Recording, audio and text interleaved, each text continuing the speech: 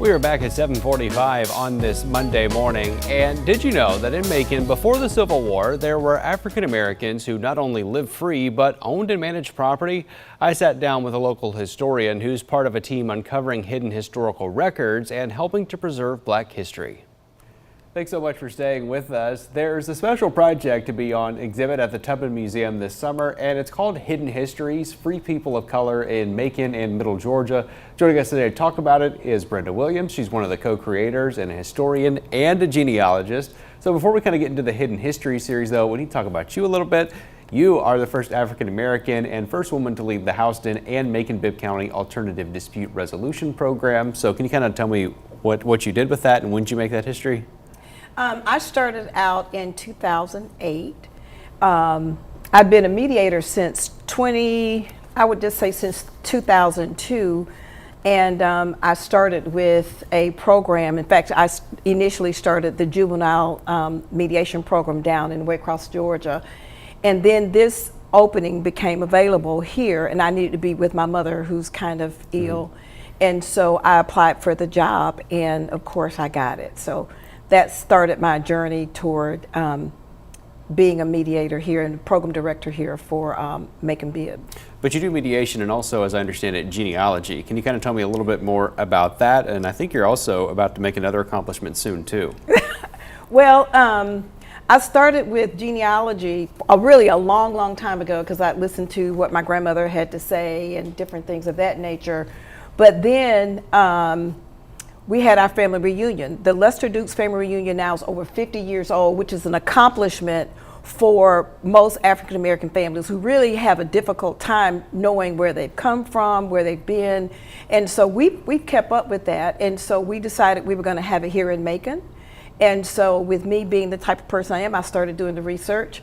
And I found out that we were from Sparta, from the Dixon plantation. And so from that, we were able to go back to the plantation. And our family met there and was on the porch of our ancestor. Oh, wow. And you're also about to make another accomplishment with that, too, as I understand it? I am. I am working to become a professional genealogist with an international certifying body called ICAP-GEN. And I'm specializing in African American genealogy, and I'm going into the second phase of it. There's actually 3 phases that you have to go through. And I've completed the first phase, so I'm on phase number 2. So I'm excited about doing that. Okay, and I've started to learn, of course, we here in Central Georgia have a ton of Black history, but I'm also learning we have a lot of hidden history as well.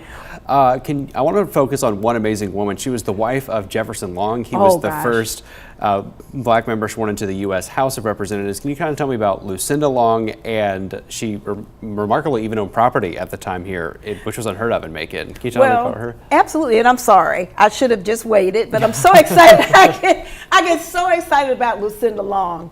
Lucinda Long is where I'm doing my research for to get my certification. Okay. So when I got started, I wondered, how did Jefferson Long get all of the support that he got in the community? And then I started looking at his wife, and I'm like, she's free. And it really kind of, I went down a rabbit hole, and I started looking at freed people that lived here around 1860, okay? Because Macon had, and I don't want to get the number off, but I would just say at least 50 freed people of color that were right here in Macon, Georgia, okay? Mm-hmm. And most of them lived in East Macon, so big shout out to my people over there in East Macon that you all had a lot of freed people over there. But her mother, Antoinette, bought a house in 1860 for $800 cash. Now, while that's unheard of pretty much for a woman, but especially for a Black woman, and she bought the house through her guardian, because even though you were free, you still couldn't, certain business you couldn't conduct. So she and her guardian bought it for her, and so she owned the home. So that was Lucinda's mother. And there's some newspaper articles, and there's some say, and I say that because I haven't found all the research, that her mother, Antoinette, bought Jefferson Long. There's a newspaper article that said Jefferson Long was walking around like a freed man, before Emancipation Proclamation, when he was running his business. And can you talk about also her foundation too with her mother? Lucinda's mother? Oh, Lucinda's mother is awesome. Antoinette Benton, participated with various types of business ventures and such. She was a washerwoman. In fact, she was friends with Primus Moore. I think you know Primus Moore, who did all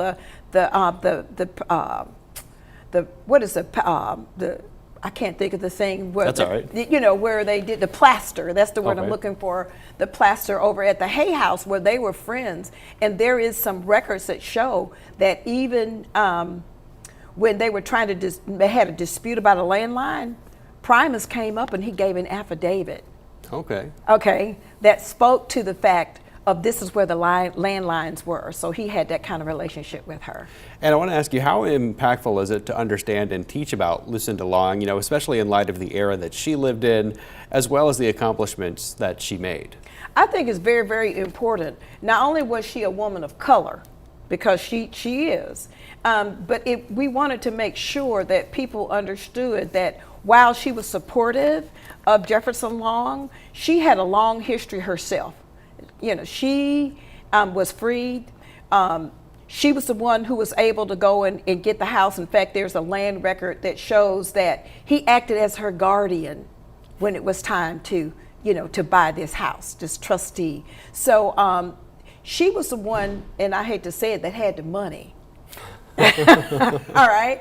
She was the one that came for the money, and she was the one that was there to provide the type of support she did to make sure she lifted her husband up. That's what black women do. We lift our husbands up. So, well, it sounds like you're really fired up about Lucinda Long. I want to ask you, is there anything extra that's neat that you want to add about Lucinda, or any other cool stuff you want to share?